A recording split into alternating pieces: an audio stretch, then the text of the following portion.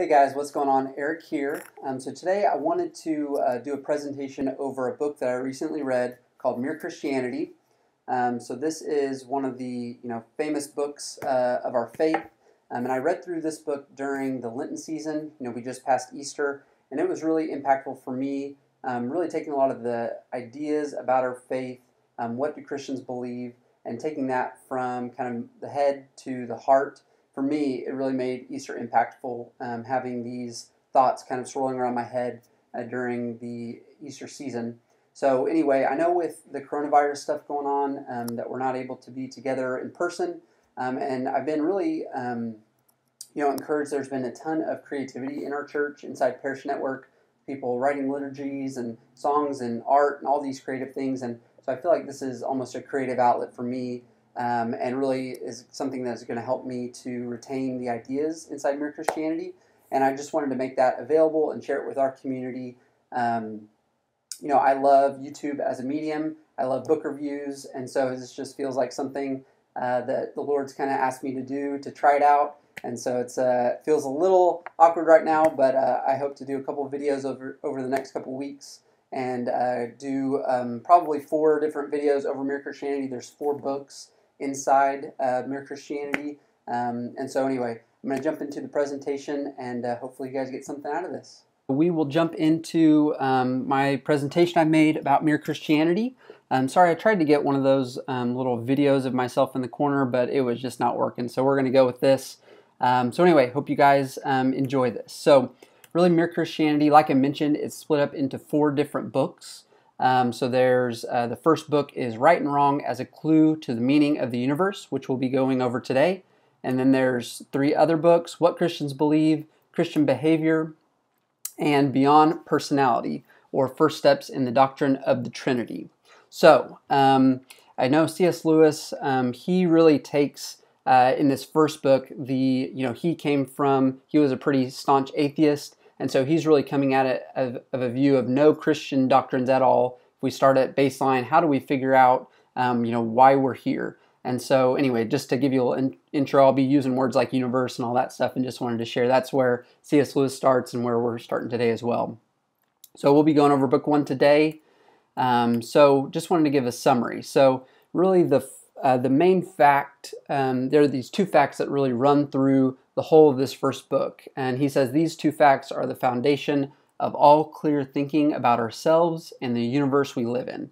And those 2 facts are that human beings all over the world have a curious idea that they ought to behave in a certain way and cannot really get rid of it. And the second fact is humans do not, in fact, behave in that way. They know the, quote, law of human nature, and they break it. And so really that law of human nature phrase we'll be using a lot, but really it's how do we know what is good or bad, right and wrong. They know that there are things that are right and wrong, but we habitually go against that and we break that. So a couple of examples that I really enjoyed that he mentioned in the book. He talked about if there was no true law of human nature, if there was no true right and wrong, there could be countries where men would be admired for running away from battle, which I think really struck with me. It's like, man, I would never look up to someone who was not courageous in battle. And then also, another example he gave was we would be admired for being mean to our families, to yelling at our kids, and we know that is not right. I think anyone would say and agree that is not a good thing. So just a couple examples of how he says the law of human nature is kind of written on our hearts. Another example that he really liked, that I really liked in this book, an example of the law of human nature. So we have someone here who's drowning, and really when we see something like this, we have 2 instincts. So really there's one instinct to help the man, and there's a second instinct to save ourselves. And so really the question is, like, what does that tell us about human nature? And so if you look at those 2 instincts, to help the man and to save ourselves, we instinctually know that what we should do, the right thing to do, is to help the man, and that we should repress in the moment, the need to stay safe ourselves. But how do we know that we're supposed to help the man and not to save ourselves? And so really what C.S. Lewis says is that the way that we judge that, those two instincts, there's actually a third thing that he calls the moral law or the law of human nature that tells us that we should help the man and resist the urge to stay safe ourselves.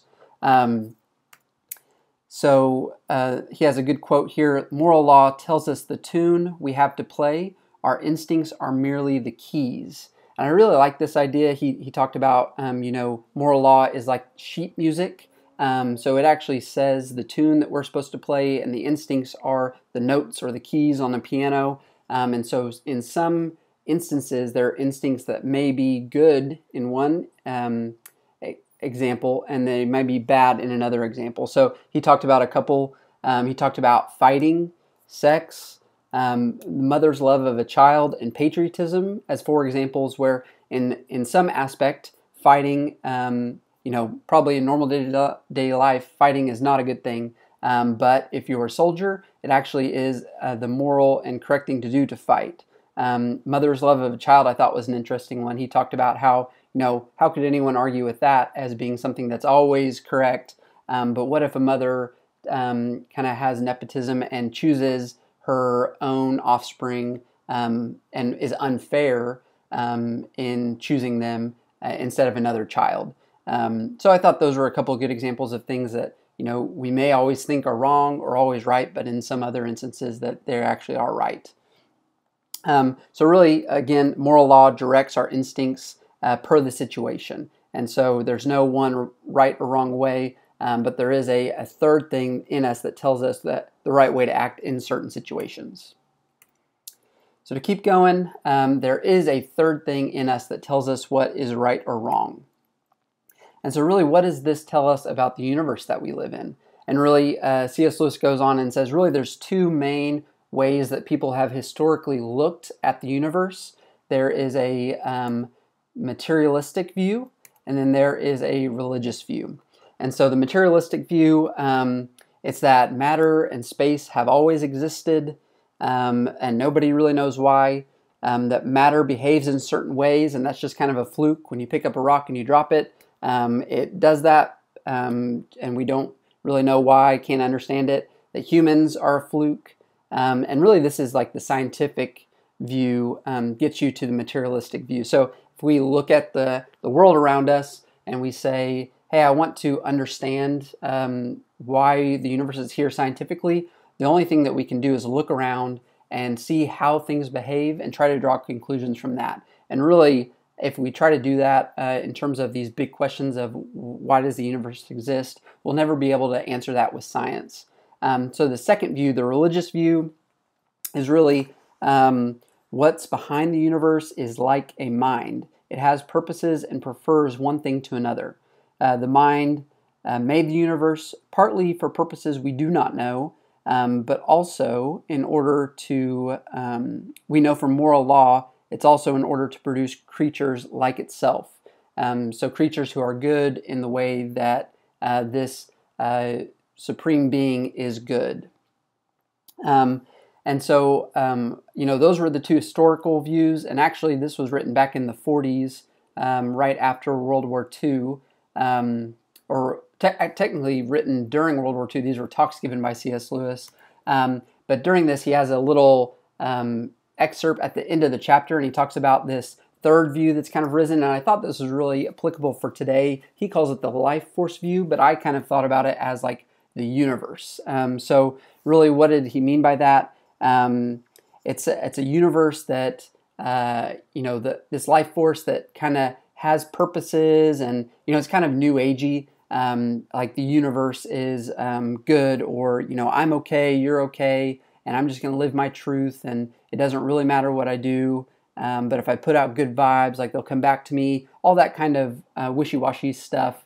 And really, the thing that C.S. Lewis challenged is, well, what is this universe thing? Does it have a mind?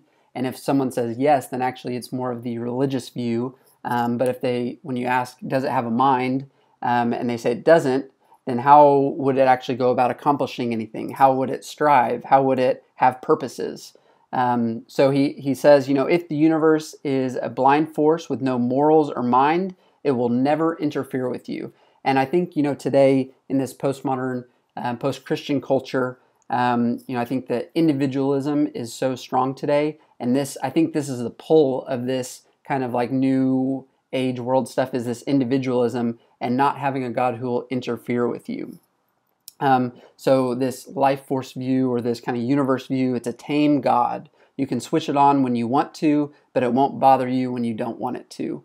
It has all the thrills of religion with none of the cost. And C.S. Lewis has a great quote at the end. He says, this view is the greatest achievement of wishful thinking that the world has ever seen so far. So I thought that was kind of a funny quote. And so anyway, really we fall into either materialistic view or the religious view. And there's some new stuff today, but really if you ask the right questions and take it down, it'll fall either into the materialistic view or the religious view. So how can we decide which is the best view, and what is this third thing that we've talked about? So the universe, so we're talking about how can we decide which is the best view? We can look at the things that the universe, that are present in the universe. So whatever this third thing made, we can look around us, and that's that scientific view that leads to the materialistic view. Or we can look at our own case, the moral law which someone put into our minds. And so we've talked about that briefly, but I think both of these lead to a dilemma. One, a hopeless dilemma, and the other hopeless in a way. So let's look at the dilemma that we're in, that C.S. Lewis points out here. The materialistic view: if the universe is not governed by an absolute goodness, what does that lead to? It leads to the fact that all of our efforts are hopeless. If there's no universal power that has purposes and has a mind of its own, really it's just us, and there's nothing else here. There's no higher power. There's no higher purpose of anything. So it kind of leads to a hopelessness there. The religious view, the correct view that he would say, the universe is governed by an absolute goodness. Yes, that can be hopeful in a way, but it kind of leads us back to our first slide that talked about these two truths, that human beings all over the world have a curious idea that they ought to behave in a certain way and cannot really get rid of it, but also that humans do not in fact behave in that way. They know the law of human nature and they break it. And so this actually, I think where we find ourselves with this religious view is that we are continually making ourselves enemies to that goodness every day and are not likely to do any better tomorrow. Our case is hopeless again.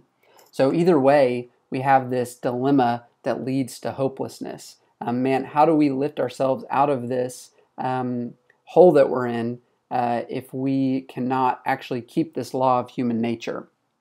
So C.S. Lewis has a couple good quotes. Christianity is an unspeakable comfort, but it does not begin in comfort. It begins in dismay. And really, this is the dismay that we're talking about. This once you kind of fully comprehend that there is a way that we ought to behave, and that we can't really get rid of it. We know that in certain situations there are ways that we should act. We should go and save the person who's drowning.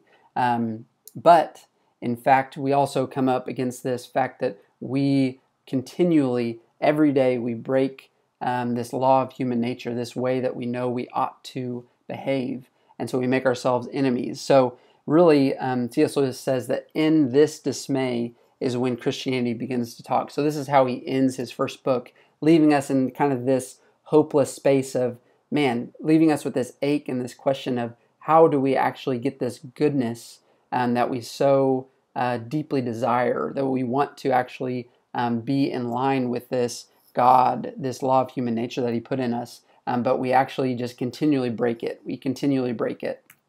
And so I wanted to leave us with some hope. And so this is from Luke 5:31-32.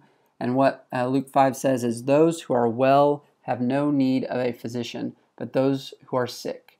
I have not come to call the righteous, but sinners to repentance." So I feel like this is just a great place to end, that, Jesus came not for those who are well, those who have no need of a physician, but for those who are sick. And so it's really when we comprehend our sickness, our inability to keep the law of human nature, is where Christianity comes and has something to say. And so I hope that you can kind of sit in this tension with me until the next couple of videos and really understand the call that that really the Lord has put in us here. That we want to be good, but we're not able to. And so how do we do that? We can't do it out of our own steam. We'll continually break the law. But there is hope. And that's where this idea of Christian repentance comes in, this turning away from our own ways and making ourselves in right relation to God and really living in His ways. So we'll pick up this in the next video. Thank you guys for listening, and I hope you guys got something out of this. Hey guys, so that was my first presentation of the first book of Mere Christianity. So thank you guys so much for watching. I hope you guys got something out of this. I hope the Lord spoke to you through this presentation, and I look forward to sharing more with you here in the next couple weeks. Love you guys a lot.